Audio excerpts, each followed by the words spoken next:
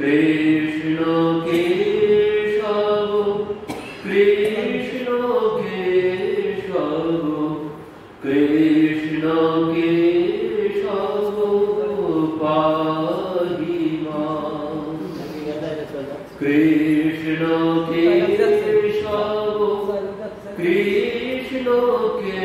কেশব কৃষ্ণ কেশব পাহি মাম রাম রাঘব রাম রাঘব রাম রাঘব রক্ষুমাম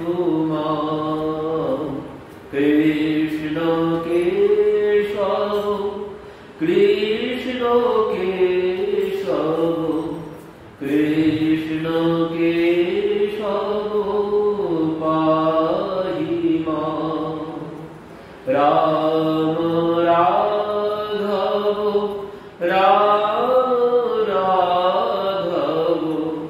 রাম রাঘব রক্ষুমাম কৃষ্ণ কেশব কৃষ্ণ কেশব কৃষ্ণ কেশব পাহি মাম রাম রাঘব রাম রাঘব রাম রাঘব রক্ষুমাম। মহাপ্রভু চলেছেন গাইতে দক্ষিণ দেশের উদ্দেশ্যে তিনি চলেছেন। তো কি বলছেন? রাম রাঘব রাম রাঘব রাম রাঘব রক্ষমাম কৃষ্ণ কেশব কৃষ্ণ কেশব পাহি মাম। এখানে মহাপ্রভু কি বলছেন? হে রামচন্দ্র, তুমি আমাকে রক্ষা করো। হে কৃষ্ণ, তুমি আমাকে রক্ষা করো। এই জন্য মহাপ্রভু গাইছেন না, এই কথা মহাপ্রভু বলছেন না। মহাপ্রভু বলছেন এই জন্য, রাম রাঘব রাম রাঘব রক্ষমাম, তুমি রক্ষা করো। কি রক্ষা করো? যে তুমি আমার ভিতরে ভক্তিকে রক্ষা করো। আমার এই ভক্তি যেন নষ্ট না হয়ে যায়, আমার ভক্তিকে তুমি রক্ষা করো। হে রাজীব লোচন, তুমি আমার ভক্তিকে রক্ষা করো। আমরা হয়তো ভাবতে পারি, আমরা বলতে পারি, আর বললে কিন্তু অবশ্যম্ভাবী।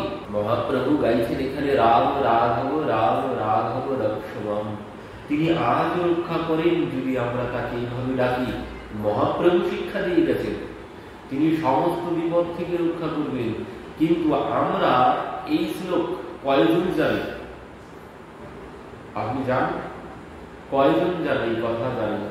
কিন্তু একটি কথা জানি, জলে জঙ্গলে যেখানে বিপদে পড়িবি আমাকে স্মরণ করিবি। এটা জানি অনেকে। আপনি যান খুঁজে খুঁজে দেখুন, ওটা অনেকে জানে। কিন্তু এই কথা, এই শ্লোক কেউ জানে না। মহাপ্রভু যে শিক্ষা আমাদেরকে দিয়ে গেছে, আমরা আসলে আমাদের বিশ্বাস কম, নকলটাকেই আমরা বেশি বিশ্বাস করি।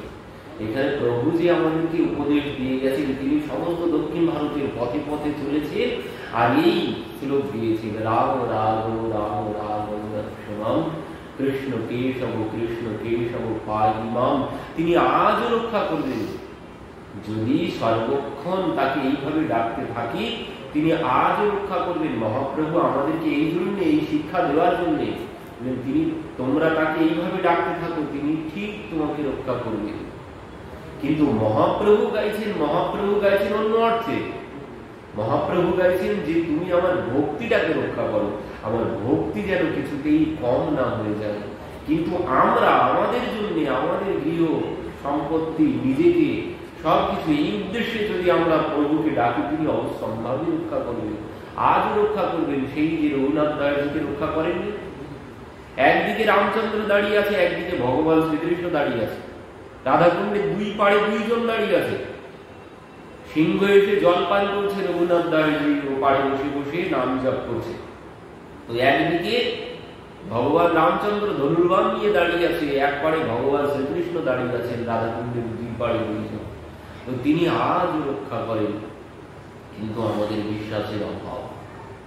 তো মহাপ্রভু রাম রাঘব রাম রাঘব রাম রাঘব রক্ষুমাম কৃষ্ণ কেশব কৃষ্ণ কেশব কৃষ্ণ কেশব পাহি মাম। এই শ্লোক পড়ি পথে চলে গৌর হরি, লোক দেখি পথে কহে বলে হরি হরি। প্রভু পথে চলেছেন, প্রভুকে যেই দর্শন করছে সেই দুহাত তোলে হরি বল হরি বল বলছে। সেই লোক প্রেমত্য বলে হরি কৃষ্ণ, প্রভু পাছে সঙ্গে যায় দর্শনে সতৃষ্ণ। সেই লোক প্রেমত্য বলে হরি হরি, প্রভু পাছে সঙ্গে যায় দর্শনে সতৃষ্ণ। বলছেন প্রভুকে যিনি দর্শন করছেন তিনি প্রভুর সাথে সাথে চলতে শুরু করেছেন। বলছেন সতৃষ্ণ মানে সবাই তৃষ্ণার্ত, প্রভুকে দেখে কারণ মন ভরছে না, সবাই প্রভুর পেছন পেছন চলতে শুরু করেছেন। কত দূরে বহি প্রভু তারে আলঙ্গিয়া, বিদায় করেন তারে শক্তি সঞ্চারিয়া। প্রভুর সাথে সাথে যারা চলতে শুরু করেছেন, প্রভু কি করেছেন? সবাইকে আলিঙ্গন করছেন, আর আলিঙ্গনের সাথে সাথে কি করছেন? নিজের ওই প্রেম তাকে দান করছেন, নিজের শক্তি তাকে দান করে দিচ্ছেন। বলছেন কত দূরে বহি প্রভু তারে আলঙ্গিয়া, বিদয় করেন তারে শক্তি সঞ্চারিয়া। বললেন যে প্রভুর পেছন পেছন চলেছেন তিনি তাকে আলিঙ্গন করছেন আর তার মধ্যে ওই প্রেম ভক্তি দান করছেন। এইভাবে প্রভু চলেছেন। সেই জন নিজে গ্রামে করিয়া গমন, কৃষ্ণ বলে হাসে কাঁদে নাচে অনুক্ষণ। এবার প্রভু যাকে আলিঙ্গন করে ছেড়ে দিচ্ছে সে নিজের গ্রামে চলে যাচ্ছে। এবার নিজের গ্রামে গিয়ে তার কি অবস্থা হচ্ছে? বলছেন সেই জন নিজ গ্রামে করিয়া গমন, কৃষ্ণ বলে হাসে কাঁদে নাচে অনুক্ষণ। তিনি এবার বাড়িতে গিয়ে ওই কৃষ্ণ হা কৃষ্ণ হা কৃষ্ণ বলে নাচতে শুরু করেছেন, গাইতে শুরু করেছেন। যারে দেখে তারে কহে কহে কৃষ্ণ নাম, এই মত বৈষ্ণব কইল সব নিজ গ্রাম। প্রভু যাকে আলিঙ্গন দিচ্ছেন সে নিজের গ্রামে চলে যাচ্ছে। এবার তার সাথে যার যার দর্শন হচ্ছে সে সবাইকে গিয়ে আলিঙ্গন করছে আর সবাইকে ওই উপদেশ করছে। প্রভু যে উপদেশ করেছেন সেই উপদেশ সেও সবাইকে বলছেন কহ কৃষ্ণ নাম, সবাইকে তিনি কৃষ্ণ নামের উপদেশ দিচ্ছেন। আর এই এতেই সবাই কৃষ্ণ নাম করতে শুরু করছেন। কেন? বলছেন প্রভু যাকে আলিঙ্গন করেছেন সম্পূর্ণ নিজের শক্তি তার মধ্যে সঞ্চারিত করেছেন, আর সেই শক্তি নিয়ে সে যখন গ্রামে গিয়েছে, যেমন মহাপ্রভুর পিছনে সবাই ছুটছিল, এবার মহাপ্রভু যাকে আলিঙ্গন করে ছেড়ে দিয়েছে শক্তি দিয়ে প্রেম দিয়ে, ঠিক তাকে দেখে গ্রামের মানুষ সবাই তার পিছনে ছুটতে শুরু করেছে, তার উপদেশ সবাই গ্রহণ করতে শুরু করেছেন, সবাই কৃষ্ণ নাম করতে শুরু করেছেন। গ্রামান্তর হইতে দৈবে আইসে যতজন, তাহার দর্শন কৃপায় হয় তার সমান। বলছেন ওই গ্রামে তাকে যে যে দর্শন করছেন সে ঠিক ওই তার সমানই হয়ে যাচ্ছেন। মহাপ্রভু এমন প্রেম তার মধ্যে দিয়ে দিয়েছেন, বলছেন নিজের মতোই করে দিয়েছেন, তাকে গুরু কি? গুরু কোনোদিন শিষ্য বানায় না। যিনি প্রকৃত গুরু হবেন, যিনি প্রকৃত গুরু হবেন, বলছেন গুরু কোনোদিন শিষ্য বানায় না। গুরু কি বানায়? বলছেন গুরু গুরুই বানায়। যিনি গুরু হবেন তিনি প্রকৃত গুরুই বানাবেন। বলছেন গুরু কোনোদিন শিষ্য বানায় না, গুরু গুরুই বানিয়ে ছেড়ে দেয়। আমি যাকে শিষ্য করলাম ঠিক তার সংস্পর্শে, তার কাছে যত মানুষ আসবে ঠিক সেই প্রেম সেও লাভ করবে।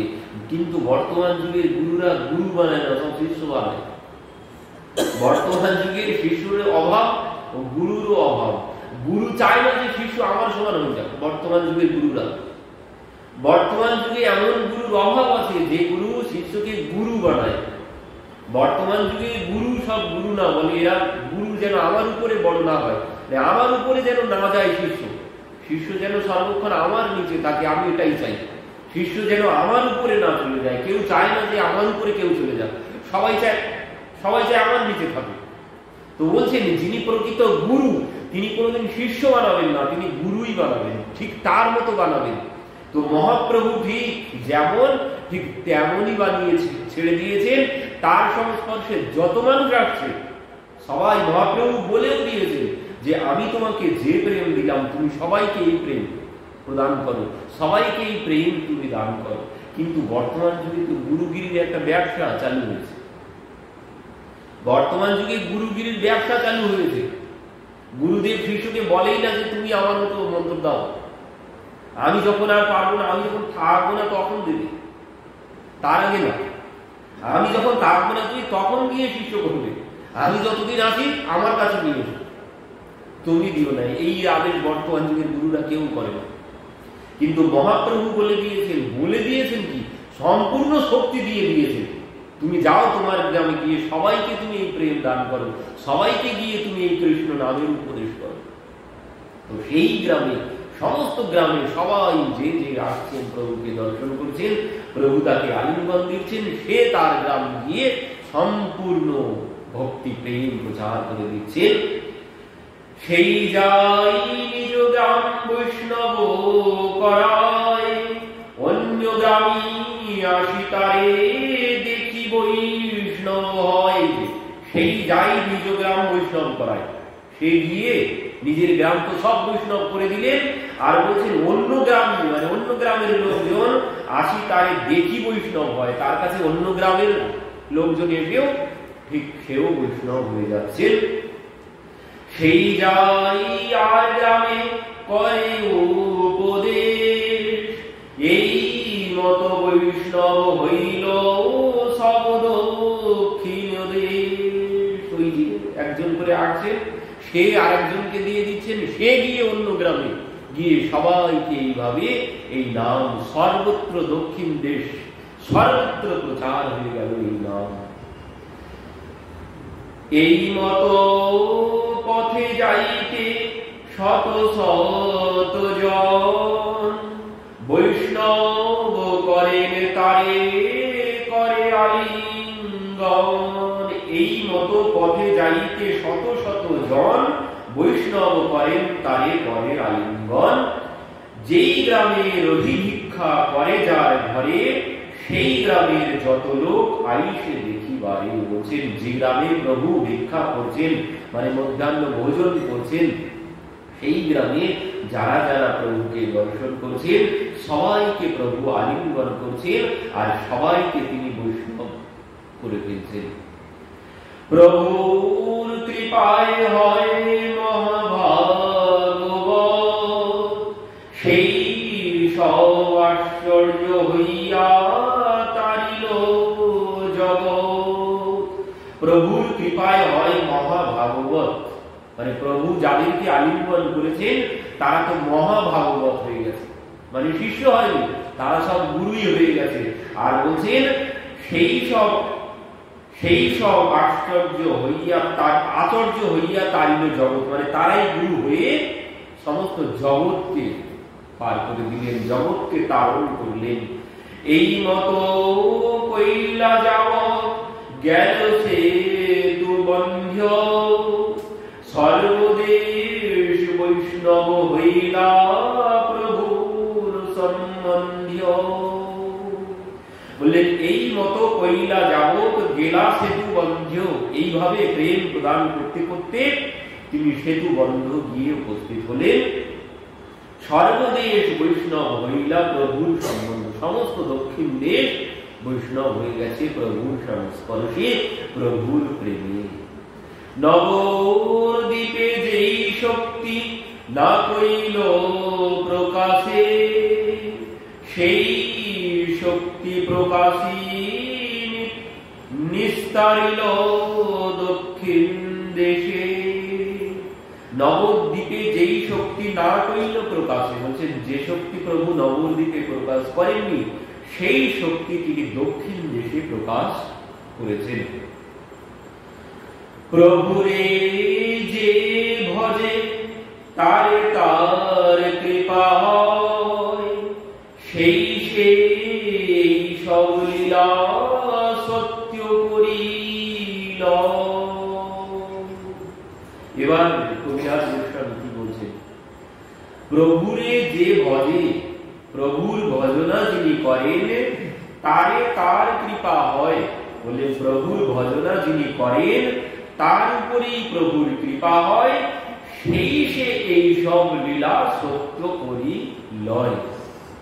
এই সমস্ত কথা তার কাছেই সত্য বলে মনে হবে যিনি প্রভুর কৃপা লাভ করবেন, যিনি প্রভুর শরণাগত হবেন, তিনি প্রভুর এই লীলাকে সত্য বলে মনে করবেন।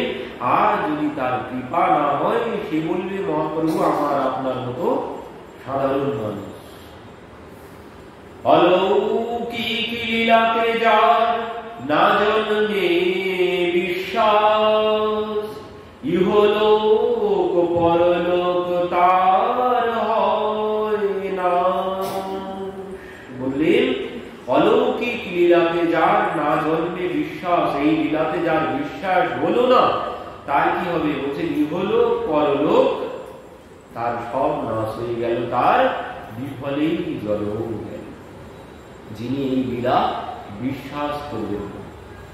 কিন্তু বর্তমান যুগে এই দলেই সংখ্যা আস্তে আস্তে বাড়তে শুরু করেছে, যারা মহাপ্রভুকে ভগবান বলে মানেন না। এই দলেই ভগবান বলে বেশি, যারা বলছেন যে মহাপ্রভু সাধারণ মানুষ, আপনার আমার মতো কোনো ভগবান নন তিনি, আর এদের পিছনেই লোকজন বেশি। তারাই বলছেন আজ এতদিন পরে সত্যটা জেনেছি, আর সে বলছে আমি এতদিন পর সত্যের অনুসন্ধান করেছি। আর সবাই বলছে আজ এতদিন পরে সত্যটা জানা গেল। সবাই এই সত্যটা জানুক, আপনার পিছনে আমরা সবাই আছি, আপনি প্রচার করে যান মহাপ্রভু সাধারণ মানুষ। এ কি কলি ছাড়া আর কিছু নয়, এই কলির প্রভাব এটাই হবে। তো কবিরাজ গোস্বামী বলছেন এই লীলাতে যার বিশ্বাস হলো না, তার ইহলোক পরলোক সব শেষ, সব রসতলে তার এই মনুষ্য জীবন সব বিফলে জন্ম গেল, তার জন্ম বিফলেই চলে গেল। প্রথমে কহিল প্রভুর যেই রূপে গমন, এই মত জানিহ যাব দক্ষিণ ভ্রমণ। এই মত যাইতে যাইতে গেলা কুর্ম স্থানে, কুর্ম দেখি তারে কইলা স্তবন প্রণামে। বলছে প্রভু এইভাবে চলতে চলতে বললেন পূর্ব স্থানে, গঞ্জাম জেলায় অবস্থিত পূর্ব ভগবানের মূর্তি, পূর্ব ভগবানের মন্দির। তো সেই পূর্ব অবতারের যে বিগ্রহ ভগবানের, সেই পূর্ব ভগবানের মন্দিরে প্রভু গেলেন। প্রেমাবেশে হাসি কাঁদি নিত্য গীত কইলা, দেখি সর্বলোকের চিত্তে চমৎকার হইলা। প্রভু সেই পূর্ব ভগবানের মন্দিরে, সেখানে প্রেমে বিভোর হয়ে গেলেন নর্তন কীর্তন করতে করতে। আর প্রভুর এই নর্তন কীর্তন ভাবাবেশ দর্শন করে সবাই চমৎকার হয়ে গেলেন। প্রভুকে দেখে সবাই আশ্চর্যান্বিত হয়ে গেলেন। আশ্চর্য শুনি সব লোক আইলা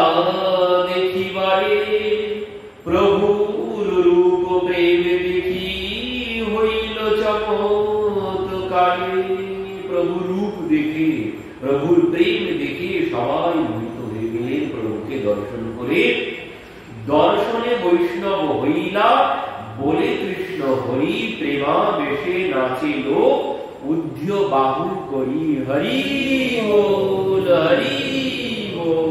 বলতে শুরু করলেন। যে প্রভুকে দর্শন করছেন, দর্শন করেই প্রেম লাভ করছেন, প্রভুকে দর্শন করেই যে যে দর্শন করছেন তার মধ্যেই প্রেম সঞ্চারিত হয়ে যাচ্ছে। মানে ওই করোনা ভাইরাসের মতো যেই সংস্পর্শে আসছে তার মধ্যেই ভাইরাস চলে যাচ্ছে। আর সেই ওই হরিবোল বলতে শুরু করছেন, নাচতে গাইতে শুরু করে দিচ্ছেন। কৃষ্ণ নাম লোকমুখে শুনিও বিরাম, সেই লোক বৈষ্ণব কইল অন্য সব গ্রাম। মানে প্রভুকে যিনি দর্শন করছেন তার মুখে সদা সর্বক্ষণ কৃষ্ণ নাম, কৃষ্ণ কৃষ্ণ কৃষ্ণ কৃষ্ণ বলতেই আছে। আর সে যখন বাড়িতে চলে যাচ্ছে, সে যখন তার নিজের গ্রামে চলে যাচ্ছে, তার গ্রামের লোকজন তাকে দেখে সবার ওই রোগ, সবার মধ্যে এই ভাইরাস চলে যাচ্ছে। এক এক করে সমস্ত গ্রাম এই ভাইরাসে আক্রান্ত, সমস্ত দক্ষিণ দেশ ভাইরাসে আক্রান্ত হয়ে গেছে। মহাপ্রভুর এই রোগ সমস্ত দক্ষিণ দেশ ছড়িয়ে পড়েছে। এই মতো পরম্পরায় দেশ বৈষ্ণব হইল, কৃষ্ণ নামামৃত বন্যায় দেশ ভাসিল। কৃষ্ণ নামামৃত বন্যায় দেশ ভেসে গেল, দক্ষিণ দেশ এই কৃষ্ণ নামে ভেসে গেল। কতক্ষণে প্রভু যদি বাহ্য প্রকাশিলা, কুর্মের সেবক বহু সম্মান করিলা। যেই গ্রামে যায় তাহা এই ব্যবহার, একঠাই কহিলা না কহিব আরবার। বলছেন কতক্ষণে প্রভু যদি বাহ্য প্রকাশিলা, পূর্বের সেবক সব বহু সম্মান করিলা। বলছেন ওই মন্দিরের সেবক যিনি ছিলেন তার নাম ছিল কুর্ম, তো তিনি বহু সম্মান করলেন প্রভুকে। সম্মান করে প্রভুকে তার নিজের ঘরে তিনি নিয়ে গেলেন। বলছেন পূর্ব নামে সেই গ্রামে বৈদিক ব্রাহ্মণ বহু শ্রদ্ধা ভক্তি প্রভুর কইল নিমন্ত্রণ। ওই পূর্ব ব্রাহ্মণ তিনি প্রভুকে নিয়ে গেলেন নিমন্ত্রণ করে নিজের ঘরে। ঘরে আনি প্রভু কইল পাদ প্রক্ষালন, সেই জল বংশ সহিত করিল ভক্ষণ। বলছেন ওই মন্দিরেতে এসে প্রভুর যে প্রেম, প্রভুকে দর্শন করে ওই ব্রাহ্মণ সে তো মুগ্ধ হয়ে গেছেন। তো প্রভুকে তিনি মুগ্ধ হয়ে প্রভুকে নিজের গৃহে নিয়ে গেছেন, নিজের গৃহে নিয়ে গিয়ে প্রভুর চরণ ধৌত করেছেন। চরণ ধৌত করে কি করলেন? সেই জল বংশ সহিত করিল ভক্ষণ। বললেন তার ফ্যামিলিতে যতজন ছিল সবাই মিলে এই জল প্রভুর চরণামৃত গ্রহণ করেছেন। অনেক প্রকার স্নেহে ভিক্ষা করাইল, গোসাইয়ের শেষান্য সবং শেখাইল। বলছেন অনেক প্রকার স্নেহে ভিক্ষা করাইল, গোসাইয়ের শেষান্য সবং শেখাইল। মানে প্রভুকে ভোজন করালেন, ভোজনের পরে যে অধরামৃত থাকলো অবশিষ্ট, বলছেন সবাই মিলে সেই অধরামৃত সবাই গ্রহণ করলেন। যেই পাদ পদ্ম তোমার ব্রহ্ম ধ্যান করে, সেই পাদ পদ্ম সাক্ষাৎ আইলা মোর ঘরে। বলছেন যে চরণের ধ্যান স্বয়ং ব্রহ্মা করেন, বলছেন সেই চরণ, সেই পাদ পদ্ম সাক্ষাৎ আইল মোর ঘরে। বললেন যে ব্রহ্মা যে চরণের ধ্যান করেন সেই চরণ আজ নিজে থেকেই আমার গৃহে চলে এসেছে। আমার ভাগ্যের সীমা না যায় কত, আজ মোর শ্লাঘ্য হইল জন্মকুল ধন। মোর ভাগ্যের সীমা না যায় কথন, বলছেন আজ আমার ভাগ্যের কথা আমি বলে শেষ করতে পারবো না। আজি মোর শ্লাঘ্যা হইল জন্ম কুল ধন, বলছেন আজ আমার জন্ম সার্থক হয়েছে, আমার বংশ সবাই আজ তাদের জন্ম সার্থক হয়েছে, আমার কুল সবার আজ জন্ম সার্থক হয়েছে। কারণ যে ঘরে স্বয়ং ভগবান এসেছেন তার তো ভগবান বলেই দিয়েছেন প্রহ্লাদ মহারাজকে, প্রহ্লাদ তোমার 21 পরম্পরা সব দাঁড়িয়ে যাবে, তুমি তোমার পিতার কথা চিন্তা করছো। প্রহ্লাদ বলছেন প্রভু আমার পিতাকে আপনি উদ্ধার করুন, যে পিতা সারা জীবন আপনাকে গালি দিয়েছেন। ভগবান কি বলছেন? ভগবান বলছেন প্রহ্লাদ যে ঘরে তোমার মতো ভক্ত হয়েছে, তোমার পিতা কেন তোমার 21 পরম্পরা সব উদ্ধার হয়ে যাবে, তুমি চিন্তা করছো। তো যে ঘরে ভগবান এসেছেন বলছেন সে তার জন্ম কুল ধন সবকিছু উদ্ধার হয়ে গেল। কৃপা করো রে প্রভু যাই তোমার সঙ্গে, সহিতে না পারি দুঃখ বিষয় তরঙ্গে। কৃপা করো মোরে প্রভু যাই তোমার সঙ্গে, প্রভু তুমি আমাকে তোমার সঙ্গে নাও, সহিতে না পারি দুঃখ বিষয় তরঙ্গে। বলছেন প্রভু এই সংসারের ঢেউ আর সহ্য করতে পারছি না, সংসারের যন্ত্রণা, সংসারের ঢেউ, বলছেন বিষয় তরঙ্গ, বিষয়ের ঢেউ। সংসারে এই বিষয়ের ঢেউ ছাড়া আর অন্য কোনো কিছু নেই। কি কি? সংসারের যে বিষয়, সংসারের যে বিষয়ের ঢেউ, এখানে অন্য কোনো ঢেউ নেই। সংসারে শুধুমাত্র ওই রূপ রস গন্ধ শব্দ স্পর্শ, এই বিষয়ের ঢেউ ছাড়া আর অন্য কিছু নেই। বলছে প্রভু এই বিষয়ের ঢেউ আর সহ্য করতে পারছি না। ওই যেমন সেই ঐরাবত গঙ্গা দেবীর ঢেউ আর সহ্য করতে পারেননি, বলছেন মা রক্ষা করো, আর না মা রক্ষা করো, আর এই ঢেউ সহ্য করতে পারছি না, প্রাণ বেরিয়ে যাওয়ার মতো হয়েছে। তো এখানেও ব্রাহ্মণ বলছেন যে প্রভু আর এই বিষয়ের ঢেউ সহ্য করতে পারছি না, প্রভু তুমি আমাকে তোমার সঙ্গে নাও। তো সহিতে না পারি দুঃখ বিষয় তরঙ্গে। আজ সেই আগামীকাল, আজকে না আগামীকাল যে সেই বারুণী স্নানের যোগ, এই জন্য মনে পড়ে গেল সেই ঐরাবতের কথা। যখন গঙ্গা দেবী আসতে আসতে সেই সুমেরু পর্বতের গুহার মধ্যে প্রবেশ করলো, ভগীরথ বলছেন মা এ কি হলো, আমি তোমাকে পাচ্ছি না কেন, দেখতে পাচ্ছি না কেন? তখন মা বলছেন দেখো ভগীরথ, আমি এই গহ্বরের মধ্যে প্রবেশ করেছি, আমি আর বাইরে যেতে পারছি না সুমেরুতে, এই গহ্বর থেকে তুমি আমাকে বাইরে বার করো। তো বলছেন মা, ভগীরথ বলছেন মা আমি তোমাকে কি করে বার করবো? বলছেন আমি বাইরে যেতে পারি যদি ঐরাবত এসে দাঁত দিয়ে চিরে দেয় এই পর্বত, তাহলে আমি বাইরে যেতে পারি। এই কথা শ্রবণ করে যখন ঐরাবতকে গিয়ে বলা হলো, ঐরাবত বলছেন যদি গঙ্গা এক রাত আমার সাথে থাকে তাহলে আমি তাকে গিয়ে উদ্ধার করতে পারি। এবার ভগীরথ তো এসে কাঁদতে শুরু করেছেন। গঙ্গা দেবী বলছেন কি হয়েছে ভগীরথ, কাঁদছো কেন? যে মা আমি সন্তান হয়ে তোমার সম্মুখে বলি কি করে, ঐরাবত যে কথা বলেছে আমি সন্তান হয়ে তোমার সম্মুখে বলি কি করে, যে তুমি বলো সংশয় করো না।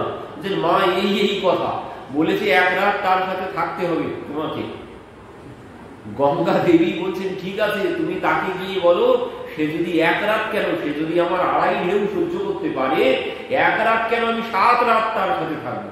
এই কথা শ্রবণ করে ঐরাবত তো লাফাতে লাফাতে চলে গেছে, ঐরাবত লাফাতে লাফাতে চলে গেছে।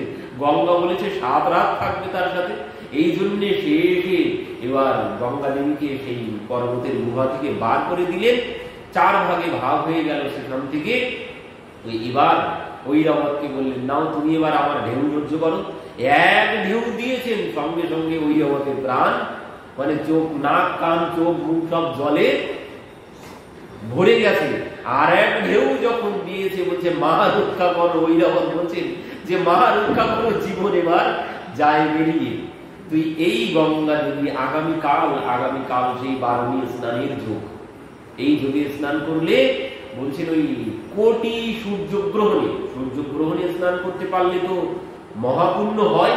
তো বলছেন কোটি সূর্যগ্রহণে স্নান করলে যে পুণ্য সঞ্চিত হয়, আগামীকাল এই বারুণী যে ওই শতভিষা নক্ষত্রে স্নান করলে, গঙ্গা স্নান করলে কোটি সূর্য গ্রহণে স্নানের ফল লাভ করা যায়। এই দিন, সেই আগামী দিন, সেই দিনে সেই অদ্বৈত প্রভু মাকে স্নান করিয়েছিলেন বাড়িতে গঙ্গা নিয়ে এসে।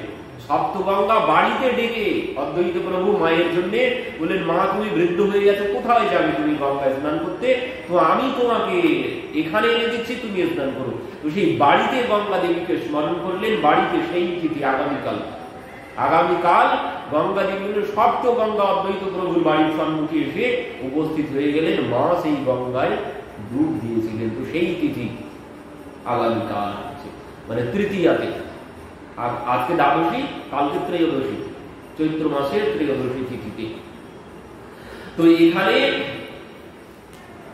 বলছেন, প্রভু এই সংসারের ঢেউ আর সহ্য করতে পারছি না, তুমি আমাকে তোমার সাথে নিয়ে চলো। সেই পূর্ণ ব্রাহ্মণ বললেন, প্রভু কহে ওইছে বাত কহু না কহিবা, গৃহে বসি কৃষ্ণ নাম নিরন্তর লইবা। বলছেন এই কথা আর বলো না, গৃহে থাকো, গৃহে থেকে কৃষ্ণ নাম করতে থাকো, সর্বক্ষণ এই কৃষ্ণ নাম করো, মানে কর্ম করো বিধি নানা, মন মে রাখো কৃপা নিধানা। মহাপ্রভুর উপদেশ হচ্ছে এই, কাম করতে চলো, নাম জপতে চলো, हर समय कृष्ण का ध्यान धरते चलो।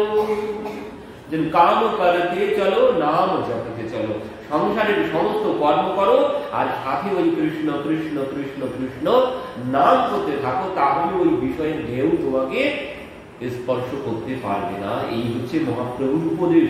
তিনি বলেননি ঘর বাড়ি ছেড়ে চলে যাও, বললেন তুমি গৃহেই থাকো, গৃহে বসে কৃষ্ণ নাম নিরন্তর লইবা। যারে দেখে তারে করে কৃষ্ণ উপদেশ, আমার আজ্ঞায় গুরু হইয়া তার এই উপদেশ। বলছেন যারে দেখো তারে করো কৃষ্ণ উপদেশ। বলছে বাড়িতে থাকো, বাড়িতে থেকে তুমি যাকে দর্শন করবে তাকেই এই উপদেশ করবে। আমার আজ্ঞায় গুরু হইয়া, মানে আমার আজ্ঞায় তুমি গুরু হয়ে এই নাম সবাইকে প্রদান করতে থাকো। কবু না বাঁধিবে তোমায় বিষয়ে তরঙ্গ, পুনরূপী ঠাই পাইবে মোর সঙ্গ। যেন কোনদিন তোমাকে বিষয় স্পর্শ করবে না, পরবর্তীতে তুমি আমাকে পেয়ে যাবে। তুমি গৃহে থেকে এই নাম করতে থাকো আর সবাইকে এই নামের উপদেশ করতে থাকো, পরবর্তীতে তুমি আমাকে পুনরায় পাবে। এই মতো যার ঘরে প্রভু করে ভিক্ষা, সেই হইছে কহে তারে করে শিক্ষা। পথে যাইতে দেবালয়ে রহে সেই গ্রামে, যার ঘরে ভিক্ষা করে দুই চারি স্থানে। বলছেন প্রভু পথে যেতে যেতে যেখানে ভিক্ষা গ্রহণ করছেন, তার গৃহে দিয়ে একদিন থাকছেন, সেখানে সবাইকে প্রভু এই প্রেম প্রদান করছেন। কুর্মে জইছে রীতি তৈছে কইল সর্বঠাই, নীলাচল পুন যাবত নাই লাগোসাই। বলছেন পূর্বকে যে অবস্থা করিয়েছিলেন সবাইকে তিনি এই অবস্থা করতে করতে চলেছেন।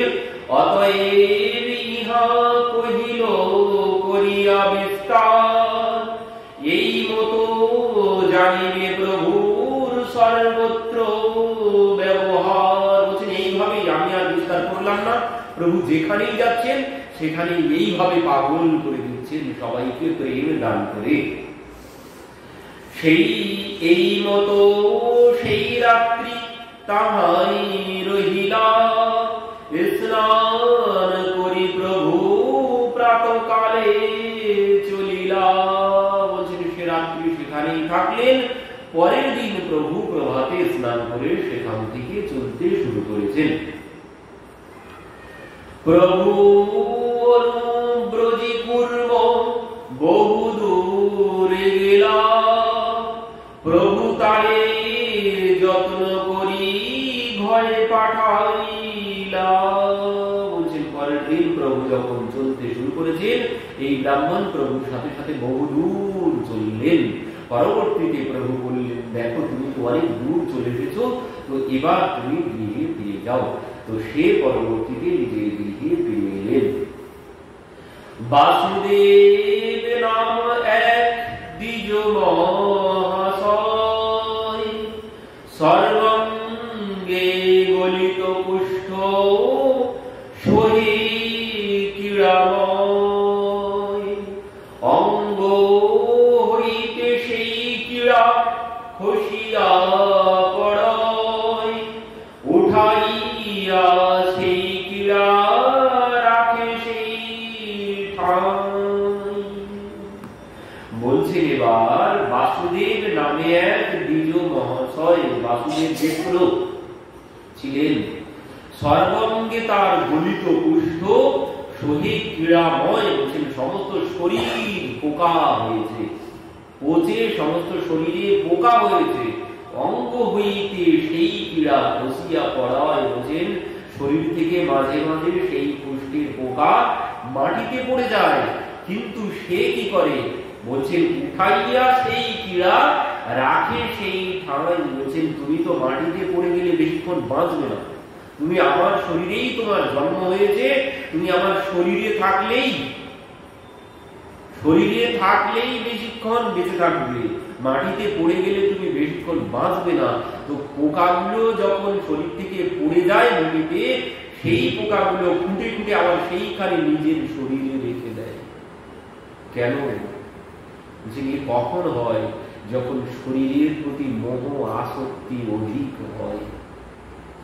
শরীরের প্রতি যখন মোহ আসক্তি বেশি হয়, এই যে মাটির দেহ, এই পচা দেহ, সেই একটা গান আছে না, মাটির দেহ মাটি হবে, পুড়ে হবে ছাই।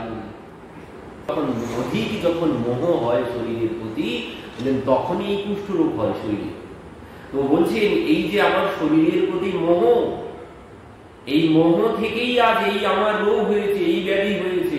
বলছেন তুমি আমাকে ছেড়ে চলে যেও না, তুমি যখন আমাকে কামড়াতে থাকবে আর যখন যন্ত্রণা হবে, তখন এই শরীরের প্রতি আমার আর কোনো মোহ থাকবে না, তখনই ভগবানকে স্মরণ করতে পারবো, তখনই ভগবানকে মনে পড়বে। এই জন্যে তুমি আমার শরীর ছেড়ে যেও না, পোকাগুলোকে খুঁটে খুঁটে নিজের শরীরে রেখে দিতে। তো এইভাবে সে যখন জানতে পারলেন মহাপ্রভুর কথা, মহাপ্রভু এসেছে কুর্ম ব্রাহ্মণের বাড়িতে, তখন এই কথা শুনে রাত্রিতে শুনিলা কোনে গোসাইয়ের আগমন, দেখিতে আইলা তাতে কুর্মের ভবন। সে যখন জানতে পারলেন মহাপ্রভু এসেছেন কুর্ম বিপ্রের বাড়িতে, সে পরের দিন প্রভাতে এসেছেন প্রভুকে দর্শন করতে। প্রভুর গমন কুর্ম মুখিতে শুনিয়া, ভূমিতে পড়িলা দুঃখে মূর্ছিত হইয়া।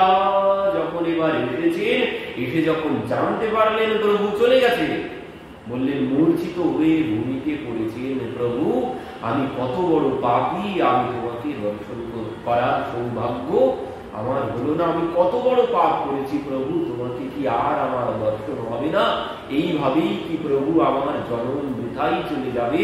প্রভু আমার কি আর কৃপা হবে না? তোমার কৃপা কি আমার আর হবে না? তো সে বিলাপ করতে লাগলেন সেখানে পড়ে। কিন্তু এখানে কবিরাজ গোস্বামী স্মরণ করিয়ে দিলেন যে দেখো সে বিলাপ করছে মহাপ্রভুর জন্যে, কিন্তু এই জন্য না আমরা হয়তো ভাবতে পারি সে এসেছে এই কুষ্ঠ রোগ থেকে মুক্তির জন্যে, এই জন্য বিলাপ করছে যে প্রভু তোমার কি আর দেখা হবে না, আমার এই ব্যাধি থেকে আমার কি আর মুক্তি হবে না, আমরা এটা ভাবতে পারি। বললেন না, সেই ব্যাধি থেকে মুক্তির জন্য বিলাপ করছেন না, সে প্রভুকে দর্শনের জন্য বিলাপ করছেন। সে ব্যাধি মুক্ত হওয়ার জন্য প্রভুকে দর্শন করতে আসেননি। বললেন সে বিলাপ করতে করতে মূর্ছিত হয়ে পড়েছেন, অনেক প্রকারে বিলাপ করিতে লাগিলা, সেইখানে আসি প্রভু তারে আলমগিলা। সে বিলাপ করতে করতে মূর্ছিত হয়ে পড়েছেন, এমন সময় প্রভু এসে তাকে সেখানেই এসে আলিঙ্গন করেছেন। আর যেই প্রভু আলিঙ্গন দিয়েছেন, প্রভুর স্পর্শে দুঃখ সঙ্গে কুষ্ঠ দূরে গেলা, আনন্দ সহিত অঙ্গ সুন্দর হইলা। প্রভুর স্পর্শের সাথে সাথে তার সমস্ত কুষ্ঠ ব্যাধি সব চলে গেল। আর কি বলছেন? প্রভুর কৃপা দেখি তার বিস্ময়ে হইল মন, শ্লোক পড়ি পায়ে ধরি করে স্তবন। বিস্মিত হয়ে গেছেন প্রভু যে তাকে এসে আলিঙ্গন করেছেন, এতেই প্রথমে সে বিস্মিত হয়ে গেছেন। ওই রোগ সেরে গেছে তাই বিস্মিত হননি, প্রভু তাকে এসে আলিঙ্গন করেছে এই জন্য সে বিস্মিত হয়ে গেছে। কেন বলছেন? কেউ যেখানে থাকে 100 হাত দূর থেকে সবাই চলে যায়, কেউ তার পাশে আসে না, কেউ তার পাশে আসে না। এই জন্যে সে এসে বিলাপ করছেন আর বলছেন, হে প্রভু আমাকে তুমি দর্শন দেবে না? বলছেন দেখো, সেই কুর্ম ব্রাহ্মণ তাকে সান্ত্বনা দিচ্ছিলেন, বলছেন দেখো যিনি সেই চাপাল গোপালকে উদ্ধার করেছেন তিনি তোমাকেও কৃপা করবেন, তুমি কষ্ট পেও না, তিনি তোমাকেও উদ্ধার করবে। জগাই মাধাইকে যিনি উদ্ধার করেছে তিনি তোমাকে উদ্ধার করবেন। তো এই সেই কথা ভাবতে ভাবতে বিলাপ করতে করতে মূর্ছিত হয়ে গেছেন। এমন সময় প্রভু এসে তাকে আলিঙ্গন করেছেন, আর যে আলিঙ্গন করেছেন এতেই সে মুগ্ধ হয়ে গেছে। কেন? কেউ তার পাশে আসে না, কেউ তার পাশে আসে না। তার এই অবস্থা দেখে তার অঙ্গের গন্ধ, দুর্গন্ধ, মানে পচে মাংস খন্ড খন্ড ছিঁড়ে পড়ে যাচ্ছে অঙ্গ থেকে। এই জন্য তার কেউ পাশে আসে না। আলিঙ্গন তো অনেক দূরের কথা, কেউ তার পাশে আসে না। মহাপ্রভু যখন এসে তাকে আলিঙ্গন করেছেন সে তো বিস্মিত হয়ে গেছেন। আর পরবর্তীতে যখন দেখলেন যে কুষ্ঠ ব্যাধিও সেরে গেছে তখন তো আরো বিস্মিত হয়ে গেছে। প্রথমে বিস্মিত হয়েছেন প্রভু আলিঙ্গন করেছেন, দ্বিতীয়বার বিস্মিত হয়েছেন এই জন্যে যখন দেখলেন শরীরের সমস্ত ব্যাধি সব সেরে গেছে।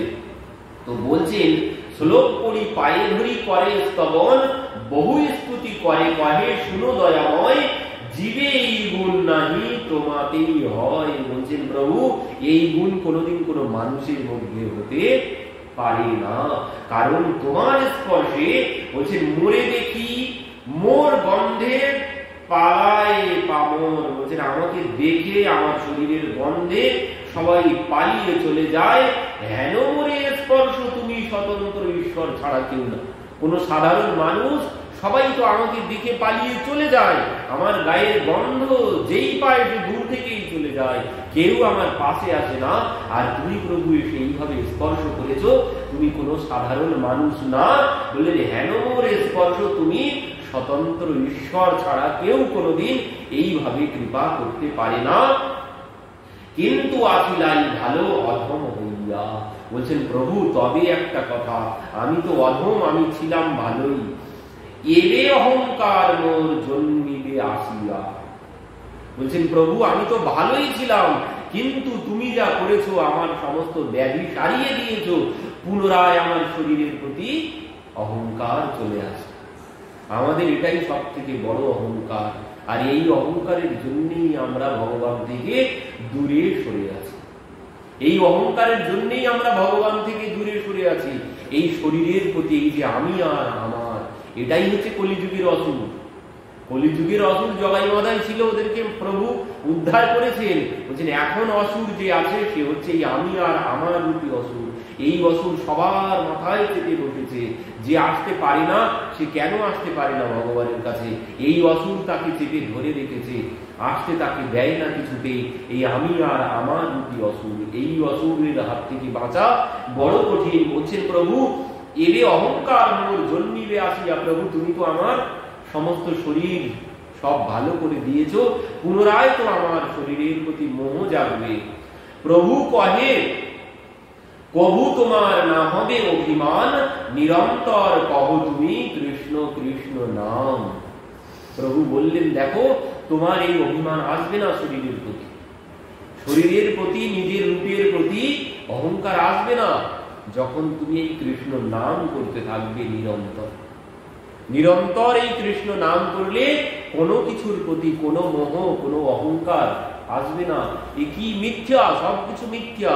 যা নিয়ে আমরা চলেছি অহংকার করে এ সব মিথ্যা, এখানেই পড়ে থাকবে, কিছুই সাথে যাবে না। সমস্ত মিথ্যা বিষয়ের উপরে আমরা অহংকার করে ভগবান থেকে দূরে সরে আসি।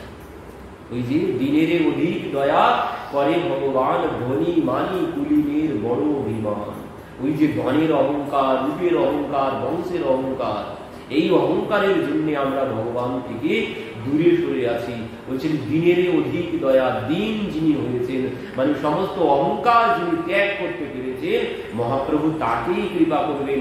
তো ইনি এই ব্রাহ্মণ, ইনি সব থেকে সমস্ত অহংকার থেকে মুক্ত হয়েছেন। এই জন্য মহাপ্রভু বললেন সেখানে এসে, এখানে আমার একটি রহস্য আছে, মহাপ্রভু তো চলে গিয়েছিলেন, পুনরায় কেন ফিরে এলেন? বলছেন মহাপ্রভু ফিরে আসেননি, তিনি ফিরে আসেননি, তিনি সেখানেই আবির্ভূত হয়েছেন। তিনি নেই কোথায়? প্রহ্লাদ মহারাজ খাম্বার ভিতর থেকে আবির্ভূত করে দিলেন। তো বলছেন সেই পূর্বের আকতিতে, বললেন এই ব্রাহ্মণের, এই বাসুদেবের আকতিতে প্রভু সেখানেই আবির্ভূত হয়ে গেছেন। সেখানেই আবির্ভূত হয়ে প্রভু বাসুদেবকে কৃপা করলেন। তো বললেন যে দেখো, তোমার অভিমান আসবে না শরীরের প্রতি, তুমি সর্বক্ষণ কৃষ্ণ নাম করতে থাকো। আর বাসুদেবকে দিয়ে প্রভু আমাদেরকে এই শিক্ষা দিলেন, বললেন এই যে ধন মান, এই গাড়ি বাড়ি, এসবের প্রতি কোনো অভিমান আসবে না, সর্বক্ষণ এই নাম করতে থাকো। তুই এই উপদেশ বলছেন, কৃষ্ণ উপদেশই করো জীবের নিস্তার। এবার প্রভু একেও বললেন, প্রভু তো তাকে বললেন, প্রভু কহে প্রভু তোমার না হবে অভিমান, নিরন্তর কহ তুমি কৃষ্ণ কৃষ্ণ নাম। তুমি নিরন্তর কৃষ্ণ নাম করতে থাকো, তোমার কোনো অভিমান অহংকার আসবে না শরীরের প্রতি। তুমি যে নূতন রূপ পেয়ে গেছো, এর প্রতি তোমার কোনো অভিমান আসবে না, তুমি নিরন্তর কৃষ্ণ নাম করতে থাকো। এবার কি বললেন? কৃষ্ণ উপদেশই করো জীবের নিস্তার। পুনরায় প্রভু বলে দিলেন ওনাকেও যে তুমি সবাইকে এই নামের উপদেশ করো, করে সমস্ত জীবকে নিস্তার করতে থাকো। বলছেন আচরিতে কৃষ্ণ তোমার করিবে অঙ্গীকার, অচিরাতে কৃষ্ণ তোমার করিবে অঙ্গীকার। তুমি সবাইকে এই কৃষ্ণ নাম প্রদান করতে থাকো, কৃষ্ণ তোমাকে অঙ্গীকার করবে, তিনি তোমাকে কৃপা করবে। এতে কহিয়া প্রভু কইলা অন্তর ধ্যানে, দুই বিপ্রে গলা গলি কাঁদে প্রভুর গুণে। বললেন প্রভু ফিরে আসেননি, প্রভু ওখানেই আবির্ভূত হয়েছিলেন, ওনার আকুতিতে, ওনার আত্মনাদে, ওনার আত্মনাদে প্রভু সেখানে আবির্ভূত হয়েছিলেন। এই জন্য এখানে শব্দ কি ব্যবহার করলেন? বললেন এতে কহিয়া প্রভু কইলা অন্তর্ধান। প্রভু অন্তর্ধান করলেন। প্রভু যদি ফিরে আসতেন, মানে যেতে যেতে যদি ফিরে আসতেন, তিনি পুনরায় আবার চলে যেতেন, কিন্তু তিনি পুনরায় চলে যাননি, বললেন সেখানে অন্তর্ধান করলেন। তো প্রভু সেখানে আবির্ভূত হয়েছিলেন তার স্তুতিতে, তাকে কৃপা করলেন, করে উপদেশ করলেন যে কৃষ্ণ নাম করো। আর বললেন সবাইকে, ওই যে গুরু বানিয়ে দিলেন, তিনি গুরু বানিয়ে দিয়ে বললেন যে তুমিও সবাইকে এই কৃষ্ণ নামের উপদেশ করতে থাকো। এই বলে প্রভু সেখান থেকে অন্তর্ধান করলেন। দুইজন এবার দুইজনার গলা জড়িয়ে ধরে কাঁদতে লাগলেন, আর কৃষ্ণ নাম করতে লাগলেন, আর প্রভুর গুণগান করতে লাগলেন। বাসুদেব উদ্ধারে এই কহিলা আখ্যান, বাসুদেবামৃত পদ হইল প্রভুর নাম। বলছে বাসুদেব নামক বিপ্রের সম্বন্ধে অমৃত তুল্য হইয়াছে যার পদ বা যার চরণের স্পর্শে সমস্ত রোগ দূর হলো। চৈতন্যের চরণ সেই রূপ, বাসুদেবের সকল রোগ দূর হইয়াছে। সেই চৈতন্যের একটি নাম, ওই কারণে বাসুদেবামৃত। বলছেন বাসুদেব উদ্ধার এই কহিল আখ্যান, বাসুদেবামৃত পদ হইল প্রভুর নাম। বলছেন বাসুদেবামৃত পদ হইল প্রভুর নাম। বললেন প্রভুর স্পর্শে বাসুদেব অমৃত পেয়ে গেছে, মানে অমৃতে, যে অমৃতের স্পর্শে, ওই যে অমৃতের জন্য সবাই ডুব দিতে গিয়েছিলেন কুম্ভ স্নানে, যে অমৃতের জন্য কুম্ভ স্নানে গিয়েছিলেন, কি হবে স্নান করলে? বলছেন সমস্ত রোগ মুক্তি, সমস্ত রোগ থেকে মুক্ত হওয়া যাবে, আর জন্ম মৃত্যু চক্র থেকে মুক্ত হওয়া যাবে। তো বলছেন আজ বাসুদেবের কাছে মহাপ্রভু যেন সেই অমৃত পদ, অমৃত এনেছেন, মহাপ্রভুর ওই স্পর্শে যেন অমৃতের স্পর্শ পেয়েছে। বাসুদেব আজ অমৃতের স্পর্শে তার সমস্ত কুষ্ঠ ব্যাধি সবকিছু মুক্ত হয়েছেন। তো বাসুদেবামৃত পদ হইল প্রভুর নাম, এই মতো কহিল প্রভুর প্রথম গমন, কূর্ম দর্শন বাসুদেব বিমোচন। শ্রদ্ধা করি করে যেই এই লীলা শ্রবণ, অচিরাতে মিলে তার শ্রী চৈতন্য চরণ। বলছেন এই লীলা যিনি শ্রবণ করবেন, শ্রদ্ধা করি করে যেই এই লীলা শ্রবণ। সব জায়গায় কবিরাজ গোস্বামী সমস্ত অধ্যায়ের শেষে এই কথা বলেছেন, কি বললেন? শ্রদ্ধা করি। শ্রদ্ধা যার আছে, শ্রদ্ধাবানম লভতে জ্ঞানম, ভগবান অর্জুনকে বললেন অর্জুন সেই জ্ঞান লাভ করবে যার মধ্যে শ্রদ্ধা আছে। যার শ্রদ্ধা বিশ্বাস নেই তার কোনো কিছু 100 বার কোটিবার শ্রবণ করলেও। মহাপ্রভু আজ দক্ষিণ দেশে বাসুদেব বিপ্রকে উদ্ধার করলেন। আগামী দিন আমরা এখান থেকে পরবর্তী লীলা আস্বাদন করব।